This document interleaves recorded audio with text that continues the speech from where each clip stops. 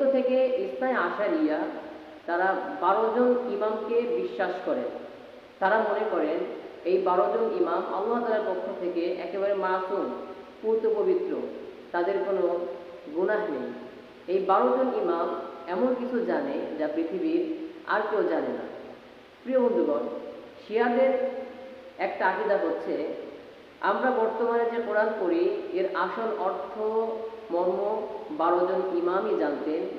বর্তমান সময়ে কোরআনুল কারীম যেভাবে অবতীর্ণ হয়েছিল সেই অবতীর্ণ হওয়ার ন্যায় অবিকল আমাদের কাছে নেই। ইমামরাই তার মর্ম জানতেন।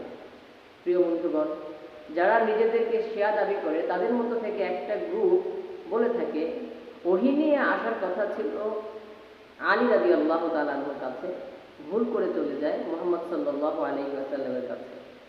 এরকম অনেক বিভ্রান্তিকর মন্তব্য আছে তাদের।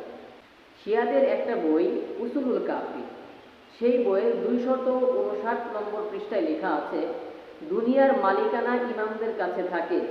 আল্লাহ তাআলার পক্ষ থেকে পুরস্কার স্বরূপ তারা যাকে ইচ্ছা তাকে ক্ষমতা দান করতে পারে। এই ধরনের অসংখ্য বিভ্রান্তিকর মন্তব্য আছে।